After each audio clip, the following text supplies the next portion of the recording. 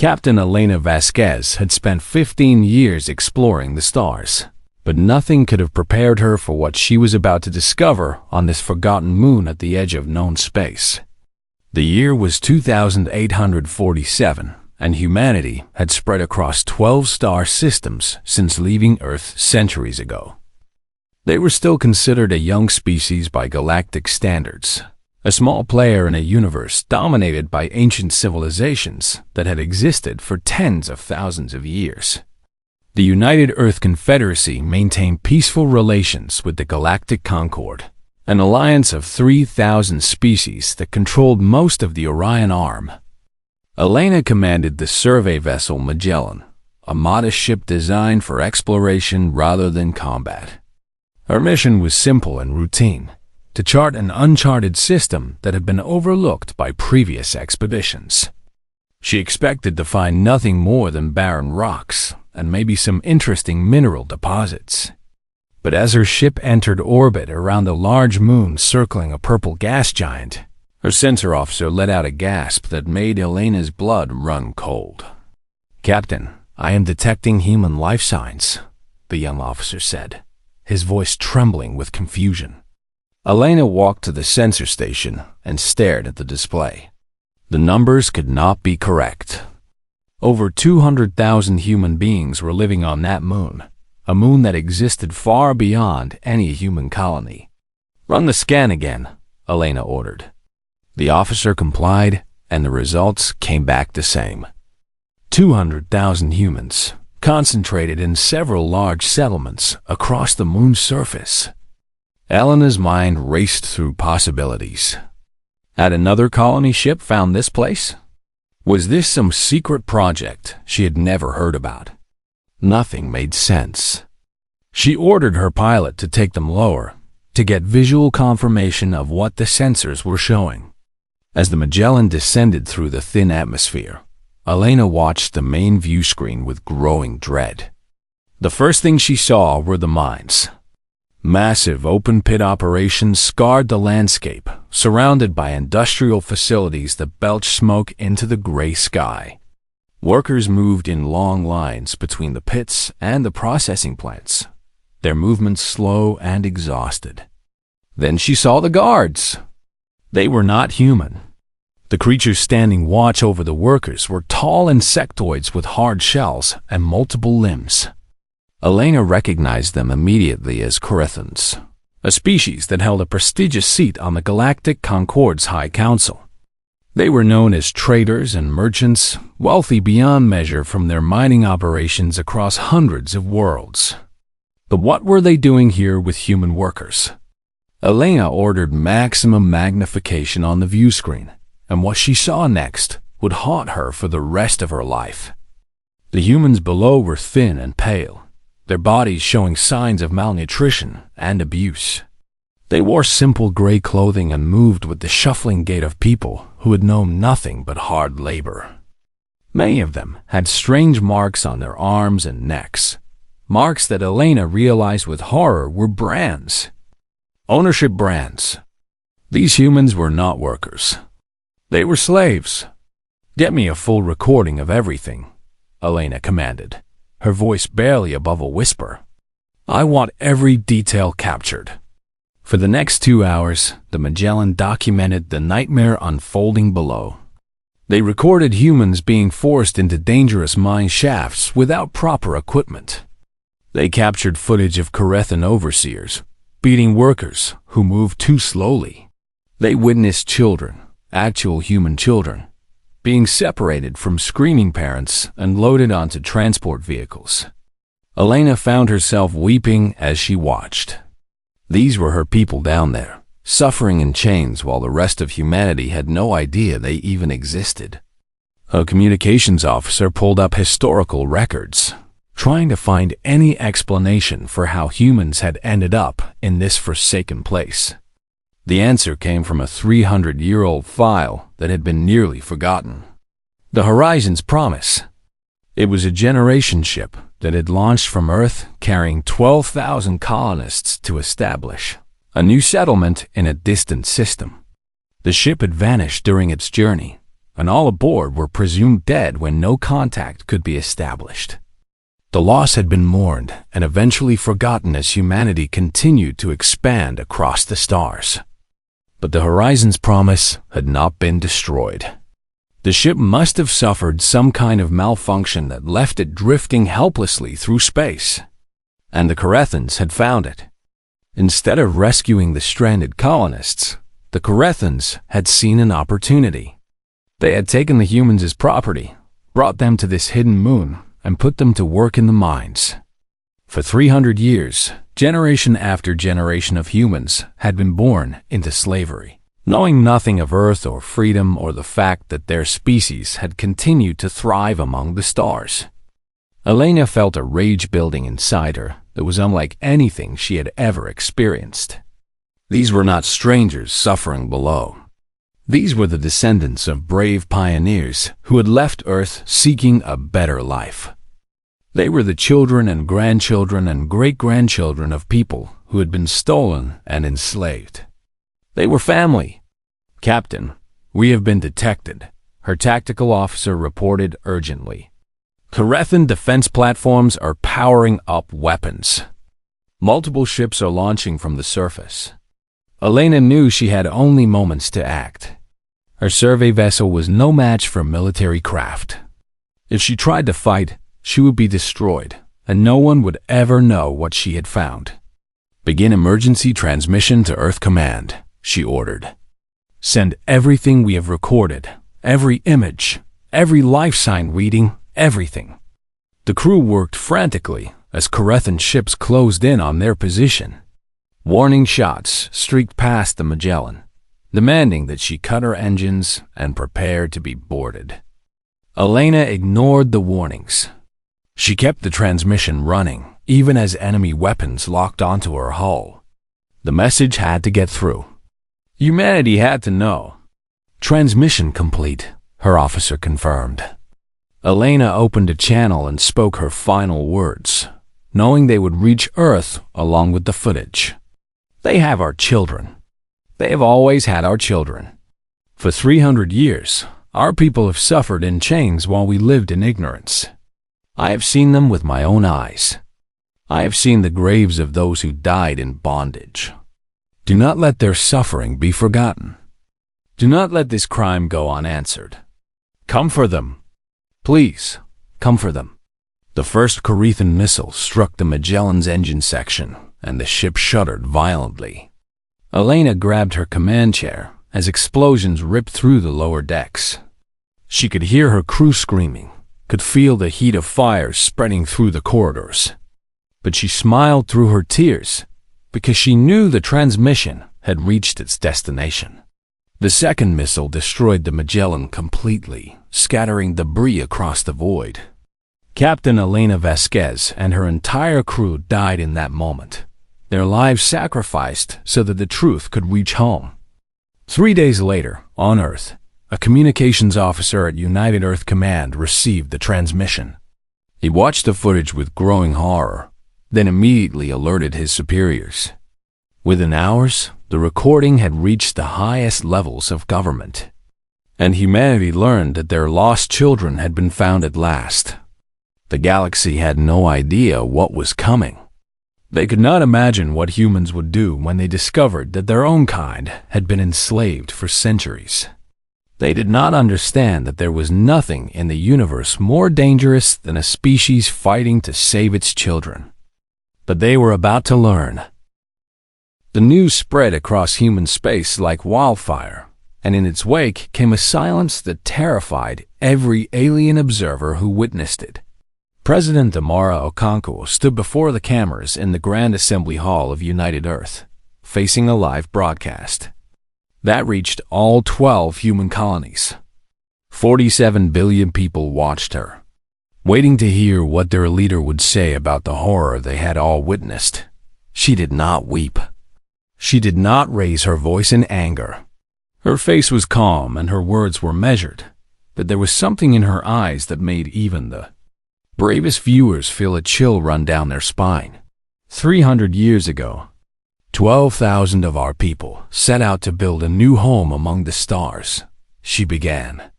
They were pioneers, dreamers, families who believed in a better future. We mourned them when we thought they were lost. We built memorials in their honor and told stories of their courage. She paused, letting the weight of history settle over her audience. Today we know the truth. The Horizon's promise was not destroyed. Our people were captured, enslaved, and forced to labor in mines for an alien empire that sits on the Galactic Council and pretends to be civilized. For 300 years, while we expanded and prospered, our brothers and sisters suffered in chains. Children were born into bondage. Families were torn apart. Our people died never knowing that humanity still existed, still thrived, still remembered them. President Okonkwo looked directly into the camera, and every human watching felt as though she was speaking to them alone. Captain Elena Vasquez gave her life to bring us this truth. She could have fled when she saw the Carethan ships coming. She could have saved herself and her crew. Instead, she stayed and recorded every second of evidence, then transmitted it to us with her dying breath. She died so that we would know. She died so that we could act. The president's hands gripped the podium, her knuckles turning white. I have consulted with the leaders of every human colony. I have spoken with our military commanders and our diplomats. I have listened to the voices of our people crying out for justice. And I tell you now, with all the authority of my office, what humanity will do. Her voice rose, filling the chamber with terrible resolve. We will not petition the Galactic Concord for intervention. We will not wait for alien bureaucrats to decide if our suffering matters. We will not negotiate with slavers for the freedom of our own children. We are going to bring them home. Every single one of them. And anyone who stands between us and our people will learn what it means to face humanity at war. The broadcast ended, and across human space, the response was immediate and overwhelming. Within 24 hours, every human colony enacted what became known as the Lazarus Protocol. It was a contingency plan that had existed only in theory since first contact with alien civilizations. A plan for what humanity would do if it ever faced an existential threat. Factories that had built civilian starliners began producing warships. Shipyards that had focused on cargo vessels started constructing combat craft. Universities became weapons laboratories, with brilliant minds turning their attention from peaceful research to the science of destruction. And the people themselves answered the call. Retired soldiers reported to recruitment centers by the thousands.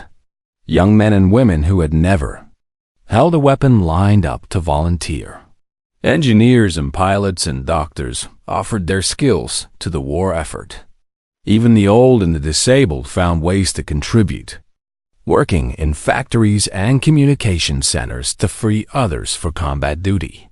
The transformation was staggering in its speed and scale. Human civilization, which had been focused on peaceful expansion and trade, became a war machine in a matter of weeks. The Galactic Concord watched with confusion and concern. Diplomatic envoys from a dozen species traveled to Earth, seeking to understand what was happening and to counsel patience. Ambassador Thelvarus of the Concord was among the most senior diplomats sent to reason with humanity. He was a tall being with silver skin and ancient eyes, a representative of a species that had existed for over 100,000 years. He met with Secretary General Chun in a private chamber, speaking with the gentle condescension of an elder addressing a child. "You must understand your position," Thelvarus said. "The Carethans have been a power in this galaxy since before your species learned to walk upright. They command fleets, that number in the tens of thousands. Their empire spans 200 star systems, and humanity has what? A few hundred ships? A handful of colonies?" Secretary General Chun listened without expression. "If you go to war with the Carethans, you will be destroyed," the ambassador continued. "Not defeated, not humbled, but annihilated. Your worlds will burn, and your species will become nothing but a memory. Is that what you want? Is that worth throwing everything away? Chun remained silent for a long moment before responding. You misunderstand, he said quietly. We are not trying to win. The ambassador blinked in confusion. Then what are you trying to do? We are trying to send a message, Chun replied. A message to our children who have waited 300 years for rescue. Message to every species in this galaxy that treats other beings as property. A message that will echo through history for as long as the stars burn. Dalvarus shook his head slowly. And what message is worth extinction? Chun leaned forward, and for the first time, the ambassador saw the fire burning behind his calm exterior. That humanity does not abandon its own. That we will cross any distance, face any enemy, pay at any price to bring our people home. That there is nothing in this universe more sacred to us than family. Your species has existed for 100,000 years. Ambassador, you have seen civilizations rise and fall. You have watched younger races struggle and fail, but you have never seen anything like what we are about to do. The ambassador left that meeting deeply troubled, and his report to the Concord reflected his concern. The humans are not bluffing, he wrote. They are not posturing for political advantage. They genuinely intend to wage total war against the Korethan Empire, regardless of the consequences. I recommend immediate intervention before this situation spirals beyond control. But the Concord was slow to act, as ancient institutions always are. By the time they finished debating, humanity had already begun its buildup. 8 months after the broadcast, the United Earth Navy had grown from 400 ships to over 2,000. Many of them were hastily constructed vessels, crewed by galactic standards, crewed by civilians who had trained on simulators for only weeks. They were not elegant warships designed by experienced military engineers. They were weapons of desperation, built by a species that refused to accept the impossible odds against them, and still they kept building. New shipyards opened every week. New factories came online every day. The entire economic output of human civilization was bent toward a single purpose: the liberation of the enslaved. Across the galaxy, other species watched with a mixture of pity and fascination. The consensus among the elder races was clear. Humanity was committing suicide. The Korethans would crush them like insects, and the galaxy would move on as it always had. But a few observers noticed something that the others missed. They saw the determination in human eyes. They heard the absolute conviction in human voices. They watched humans who had everything to lose march willingly toward almost certain death. Not because they thought they would win, but because they could not live with themselves if they did not try. And those observers began to wonder if perhaps they had underestimated this young species after all. The fleet gathered at the edge of human space. 2,000 ships ready to cross into Korethan territory. Admiral James Reyes commanded from the bridge of his flagship, the dreadnought Remember Horizon. He looked out at the assembled armada, knowing that many of these ships would never return. But he also knew that somewhere beyond the stars, 200,000 humans were waiting for rescue. They had waited for 300 years. They would not wait any longer. All ships, he broadcast to the fleet, set course for Korethan space. Today we go to war. Today we bring our children home. The fleet jumped to faster than light speed, and the galaxy held its breath. The Korethan Empire had ruled its territory for 80,000 years, and in all that time, no species had ever dared to challenge their dominance. They were ancient, wealthy, and powerful beyond measure. Their fleets numbered in the tens of thousands, and their military technology was refined over countless centuries of conflict. When word reached the Korethan High Command that humanity was preparing for war, the response was amusement. The humans were barely more than children in galactic terms, a species that had only left their homeworld a few centuries ago. Their fleet was tiny, their experience minimal, their technology primitive. The idea that they could threaten the mighty Carethan Empire was laughable. Supreme Commander Vexter gathered his advisors and announced his decision. We will send a punitive fleet to teach these creatures their place. 600 ships should be more than enough to crush their pathetic armada and remind them that the Carethans do not tolerate defiance. The fleet assembled at the border world of Keth's Vale, a strategic position that controlled access to the inner systems of the Empire. 600 warships, each one superior to anything humanity had ever built, waited for the human fleet to arrive. They expected the humans to see this overwhelming force and surrender. They expected negotiations, pleas for mercy, perhaps some political concession that would allow both sides to save face. That was how civilized species conducted warfare. That was how the galaxy had always worked. But humanity had not come to negotiate. Admiral Reyes brought his fleet out of faster-than-light travel and immediately saw the enemy formation, arrayed against him. His officers reported the numbers with grim faces. 600 Carethan warships against his 2,000 improvised vessels. On paper, it seemed almost fair. In reality, each Carethan ship was worth at least 5 human craft in terms of firepower and durability. "Admiral, they are hailing us," his communications officer reported. "They demand our immediate surrender and the return of their property." Reyes felt cold fury wash through him at that word, property. They called 200,000 enslaved humans their property. "Send them our reply," he ordered. "Broadcast it on all frequencies so the entire galaxy can hear." The message that went out was simple. Humanity does not surrender. Humanity does not retreat. And humanity does not negotiate with slavers. We have come for our children. Stand aside or be destroyed. The Carethan commander laughed when he heard this foolish response. He ordered his fleet to advance and engage the enemy. This would be over quickly, he thought. The humans would break and run once they experienced real Carethan firepower. What happened next would become legendary across the galaxy. The human fleet did not form defensive lines or try to fight at long range where Carethan weapon superiority would be decisive. Instead, they charged directly at the enemy formation, accepting horrific casualties in exchange for closing the distance. Carethan gunners were shocked to see human ships continuing to advance even as they were torn apart by weapons fire. Damaged vessels did not withdraw to safety, but kept pushing forward until they could no longer move.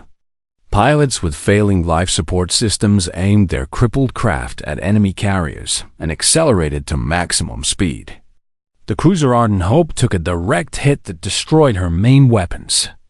Her captain, Maria Santos, had only seconds to make a decision. She ordered her crew to the escape pods, then overloaded the reactor and steered her dying ship directly into the hangar bay of a Carethan battleship. The explosion consumed both vessels in a ball of nuclear fire. This was not warfare as the galaxy understood it. This was something else entirely. The humans were not fighting to win or lose. They were fighting to hurt, to punish, to make the Carethans pay for every human life they had stolen. Admiral Reyes coordinated the attack from the Remember horizon, watching as his ships fell one by one while taking enemy vessels with them. Human formations swept through the Carethan lines in coordinated swarms, overwhelming individual ships with sheer numbers before moving to the next target. "Focus fire on their command ships," Reyes ordered. "Ignore their escorts. Go for the heart." A squadron of frigates broke through the Carethan defensive screen and descended on a carrier twice their combined mass. They attached themselves to its hull like parasites and detonated their warheads simultaneously. The carrier broke apart, taking 300 crew members with it. Supreme Commander Vexter watched in growing horror as his fleet was torn apart. He had expected the humans to fight cautiously, to protect their ships, to retreat when losses mounted. Instead, they seemed to welcome death, trading their lives for enemy kills with terrifying enthusiasm. "What are these creatures?" he demanded.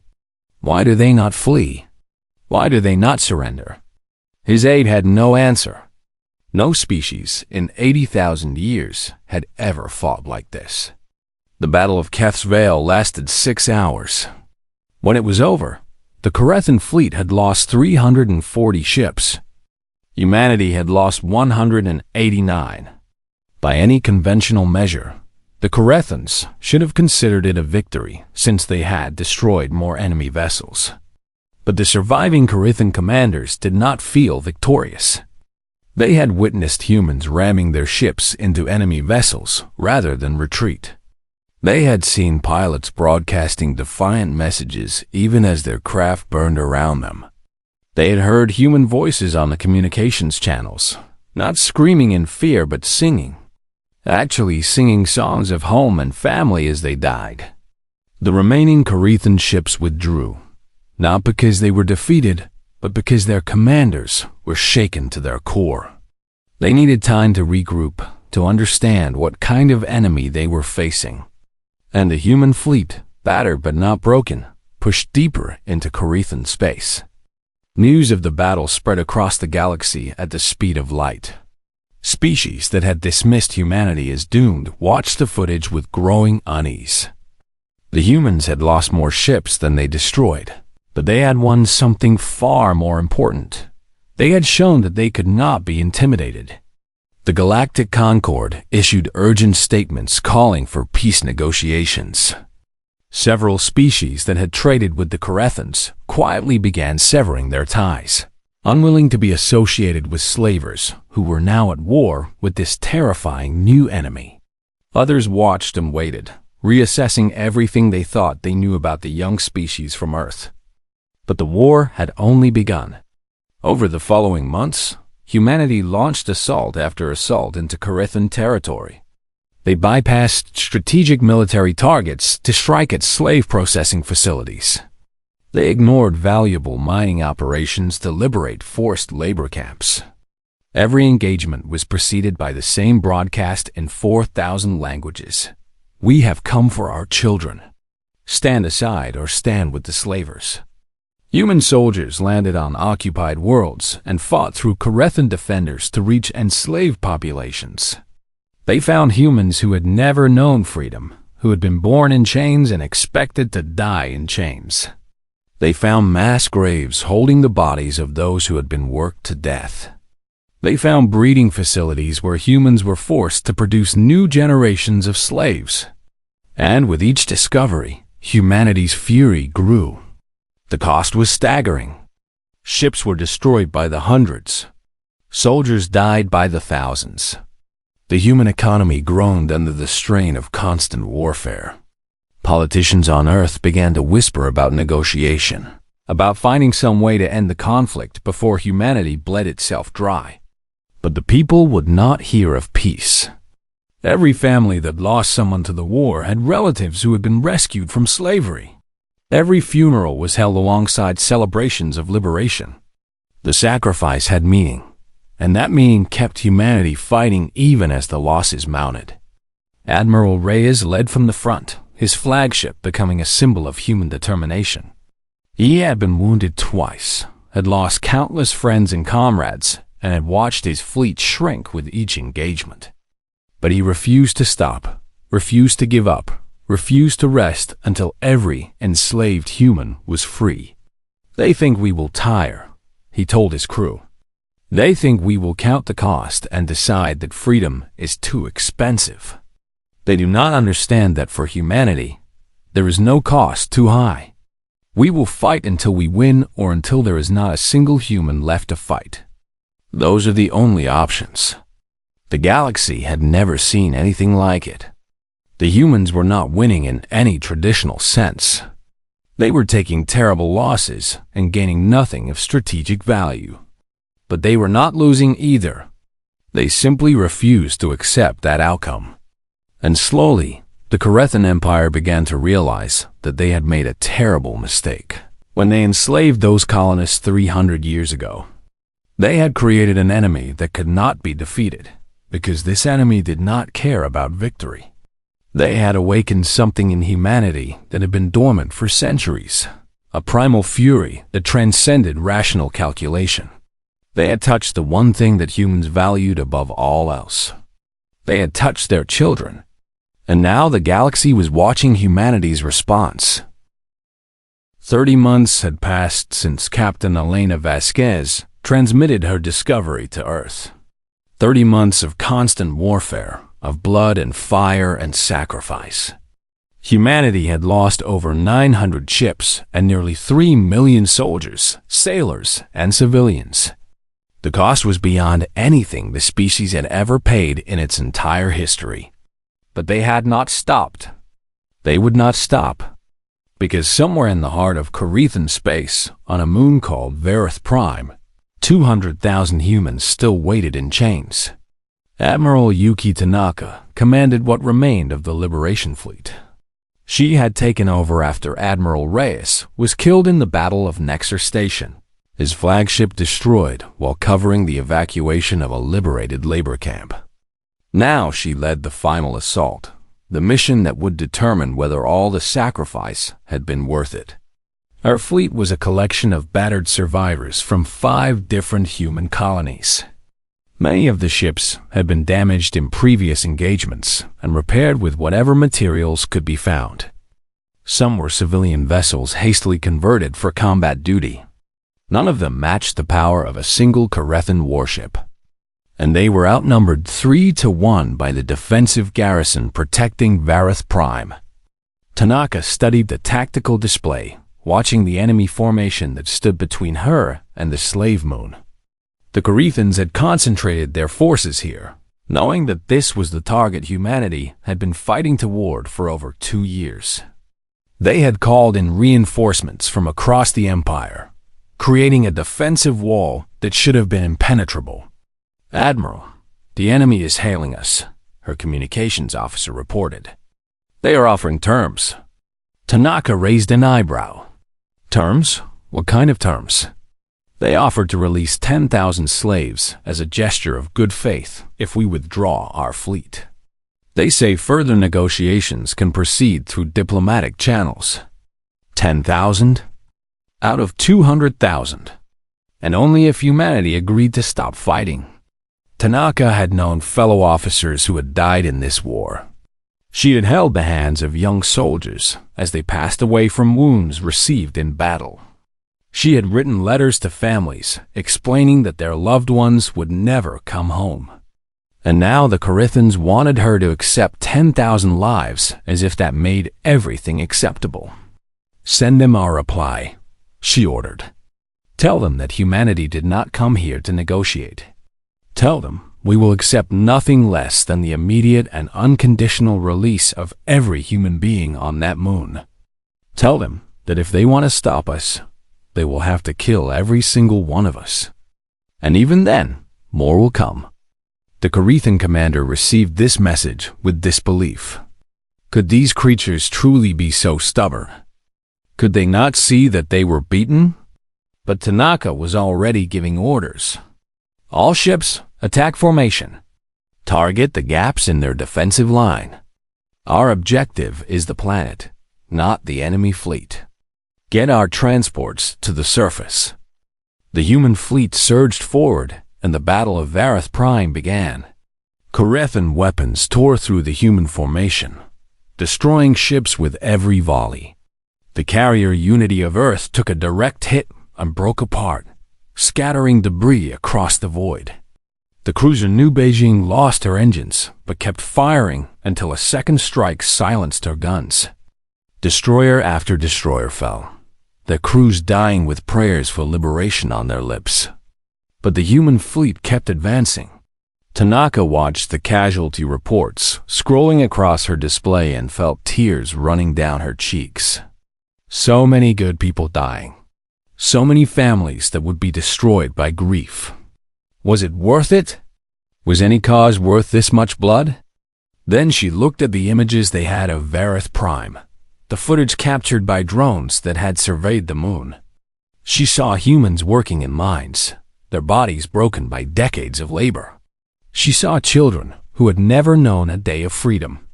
She saw the faces of people who had waited 300 years for rescue. Yes, it was worth it. It was worth everything. "Signal the landing force," she ordered. "Begin atmospheric entry as soon as the window opens. Do not wait for the fleet action to conclude." Transport ships loaded with Marines broke away from the main formation and dove toward the moon. Korethan interceptors tried to stop them, but human fighters threw themselves into the enemy's path, sacrificing themselves to buy the transports a few more seconds. The flagship Sunrise over Tokyo shuddered as enemy fire struck her forward sections. Tanaka grabbed her command chair as the deck bucked beneath her feet. Damage reports flooded in, each one worse than the last. The ship was dying around her. "Admiral, we need to evacuate," her first officer urged. "The ship cannot survive much longer." Tanaka shook her head. "The transports have not reached the surface yet. We need to keep the enemy focused on us." She opened the channel to the fleet. "All ships, rally around the Sunrise. Give the landing force every second we can." The remaining human warships formed a defensive sphere around the dying flagship, each one taking punishment that should have destroyed them. They held the line not because they thought they could win, but because every moment they survived was another moment for the transports to get through. On the surface of Vareth Prime, the first human Marines touched down in the middle of a slave compound. They came under immediate fire from Korethan guards, but they had trained for this moment for months. Squad by squad, they advanced through the facility, eliminating every slaver they found. Sergeant Marcus Cole led his team toward the main labor barracks. He had seen the intelligence reports, had memorized the layout of the compound, had prepared himself for what he would find. But nothing could truly prepare a person for the reality of slavery. The door to the barracks opened, and Marcus found himself facing hundreds of humans crammed into a space designed for perhaps 50. They were thin and pale, their eyes hollow from years of suffering. Many bore scars from beatings and brands marking them as property. They stared at the armored soldiers with expressions of pure disbelief. "We are humans," Marcus announced, his voice cracking with emotion. "We have come from Earth. We are here to take you home." For a long moment, no one moved. The slaves had been told that Earth was destroyed, that humanity had been wiped out, that there was no hope of rescue. They had been told these lies for generations, and now the truth stood before them in combat armor. An elderly woman with gray hair and branded wrists stepped forward. Her hands were trembling as she reached out to touch Marcus's face.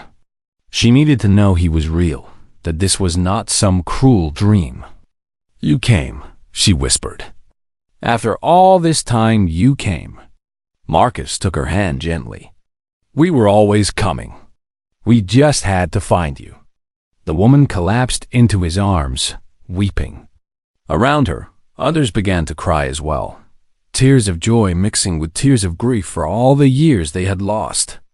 Children who had been born in chains looked at the soldiers with wonder, unable to comprehend what was happening.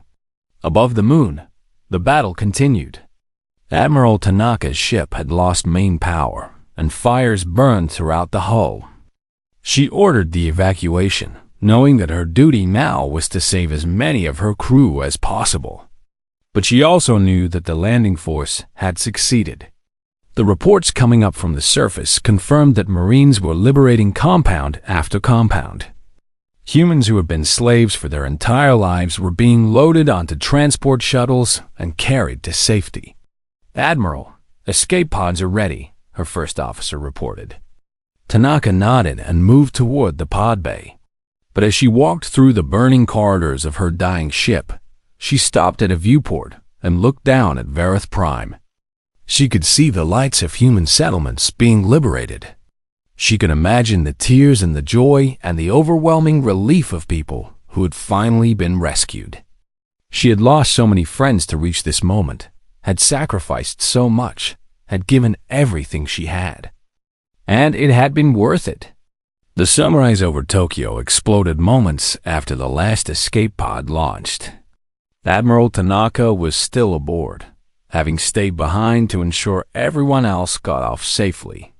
Her death was mourned across human space, but her sacrifice was also celebrated as the moment the liberation became certain.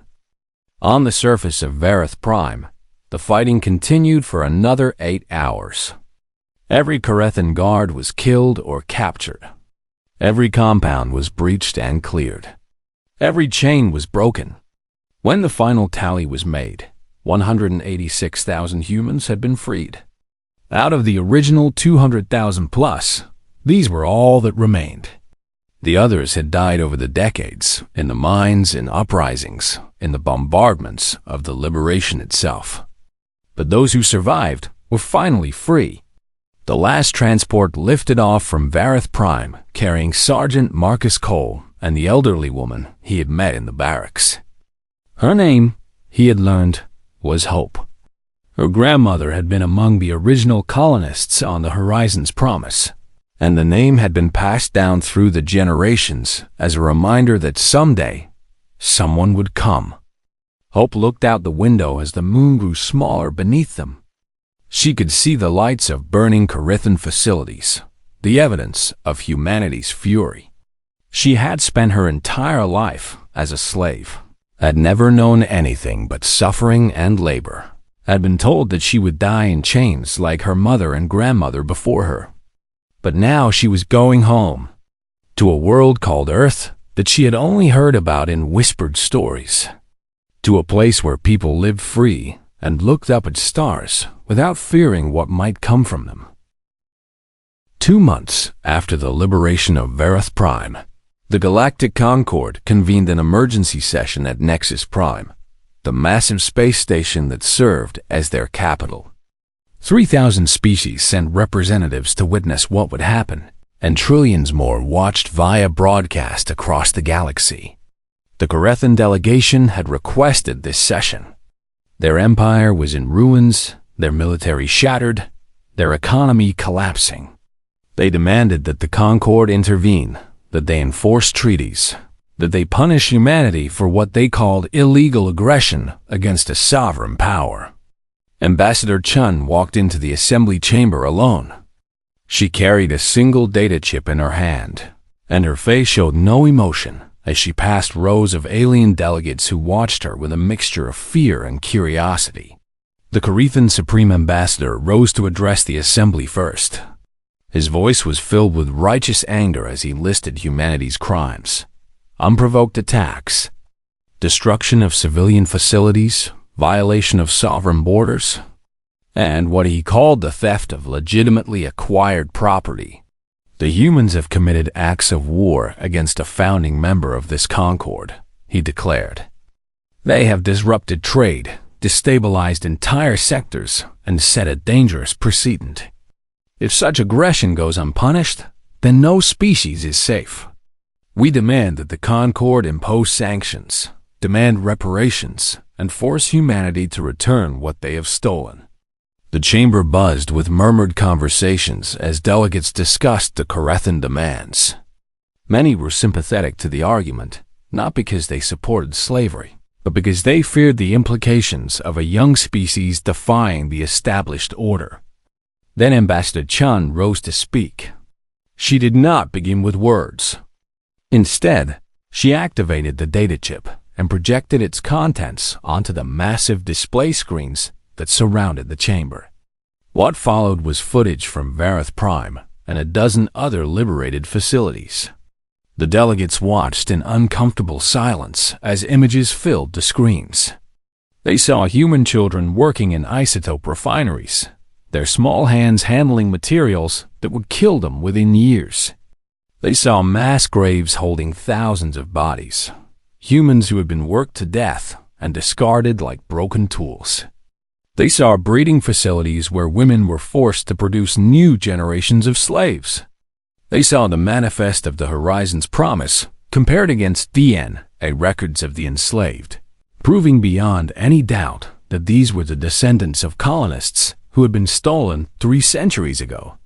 The footage played for 15 minutes, and when it ended, the chamber was deathly quiet. Ambassador Chun finally spoke. For 80,000 years, the Corethans have sat on this council. For 80,000 years, they have been treated as a civilized species, worthy of respect and partnership. For 80,000 years, they have held sapient beings as livestock while the rest of you looked away. She turned slowly, meeting the eyes of delegates from across the galaxy. You knew. Some of you traded with them. Some of you benefited from goods produced by slave labor. Some of you decided that it was not your concern. That challenging the Corethans was too risky. That keeping the peace was more important than justice. Her voice grew harder. Let me tell you what humanity has learned about your concord. You are ancient, yes. You are powerful, yes. But you are also cowards. You built an organization that claims to represent civilization, but you allowed barbarism to flourish because confronting it was inconvenient. You wrote beautiful declarations about the rights of sapient beings, but you never enforced them against anyone strong enough to fight back. The Corethan ambassador tried to interrupt, but Chun silenced him with a look that could have frozen a star. We did not come here to negotiate, she continued. We did not come here to apologize. We came here to deliver a message that every species in this galaxy needs to hear. She stepped forward, and her voice rang through the chamber. Humanity does not forget its own. We do not abandon our children to chains and call it diplomacy. We do not weigh their freedom against economic stability or political convenience. We paid for their liberation with 3 million lives, with 900 ships, with sacrifices that your comfortable civilizations cannot begin to comprehend. And we would do it again. We would burn our entire species to ash if that was what it took to bring one stolen child home. The delegates shifted uneasily in their seats. This was not how diplomacy was conducted. This was not how young species addressed the Concord. But Chun was not finished. Today, the Corethan Empire has no slaves. We freed them all, every single one. Tomorrow, neither will anyone else who wishes to deal with humanity. That is not a threat. That is a promise. If we discover that any species, any world, any power in this galaxy holds humans in bondage, we will come for them just as we came for the Corethans. And if we discover that non-humans are being enslaved, we will consider that our business too, because the lesson we learned from this war is that slavery anywhere is an offense against sapient beings everywhere. She placed her hands on the podium and leaned forward. So here is what is going to happen. The Concord will not intervene against humanity. The Concord will not demand reparations or sanctions. The Concord will, for the first time in its long history, acknowledge that the Corethans committed crimes against sapients and deserved everything they received. And then the Concord will pass a binding resolution outlawing slavery in all its forms, with real enforcement mechanisms and real consequences for violators. The Corethan ambassador sputtered with outrage. You cannot make demands of this body. You are nothing but primitives who got lucky. Chun smiled coldly. We are primitives who just dismantled your empire in 30 months. We are primitives who watched our children die by the thousands to free people we had never met. We are primitives who will keep fighting until there is not a single chain left in this galaxy. And if that makes us primitive, then perhaps civilization could use more primitives. She turned back to the assembly. Vote however you wish. We do not need your permission to do what is right. But know this, every species watching today will remember what happens in this chamber. They will remember who stood with humanity and who stood with slavers. They will remember who had the courage to demand justice and who cowered behind procedure and tradition. History is watching. Delegates, choose your side. Ambassador Chen walked out of the chamber without waiting for a response. Behind her, the Concord erupted into chaos as delegates shouted and argued and tried to make sense of what had just happened. The vote, when it finally came, was not even close. The anti-slavery resolution passed with overwhelming support. The Corethans were censured and stripped of their council seat. A new enforcement body was created to investigate and punish slave-holding species. It was not because the delegates suddenly developed consciences. It was because they were terrified of what humanity might do if they ruled differently. The young species from Earth had proven that they were willing to sacrifice everything for their principles, and no one wanted to be the next target of that terrible resolve. The Corethan Empire collapsed within a decade, torn apart by internal conflicts and abandoned by former allies, who wanted nothing to do with the species that had awakened humanity's wrath. The systems they once dominated formed new governments, many with human advisors who helped draft constitutions where slavery was punishable by death. Humanity paid dearly for its victory. 8 million soldiers, sailors, and civilians lost their lives. The economy would not recover for a generation. Families across human space mourned loved ones who would never come home. But when the survivors of Verith Prime finally arrived on Earth, everything seemed worth it. They came down from orbit in shuttles. Thousands of people who had been born in chains seeing blue sky for the first time. They stepped onto grass and felt soil beneath their feet. They looked up at the sun and wept, because it was the same sun that had warmed their ancestors before the horizon's promise ever left. Hope was among them, the elderly woman that Sergeant Marcus Cole had met in the barracks. She walked slowly across a field of green grass, surrounded by her descendants who had survived the liberation. Her great-granddaughter, a girl of 7 who had been born in the mines of Verith Prime, held her hand and looked around with wonder. "Is this really Earth?" the child asked. "Is this really where our family came from?" Hope knelt down and gathered dirt in her trembling hands. She had dreamed of this moment for her entire life, had told herself stories about the homeworld to keep hope alive during the darkest times. And now she was here. "Yes, little one," she said. "This is Earth. This is home. And you will never wear chains again. Not you, not your children, not anyone. Because our family came for us. They never stopped looking. They never forgot." The child laughed and ran across the grass, free and happy in a way that no one on Verith Prime had ever been. Hope watched her with tears streaming down her face, tears of joy and grief and overwhelming gratitude. 47 billion humans watched the reunions, watched the former slaves experience freedom for the first time. They mourned the dead and celebrated the living.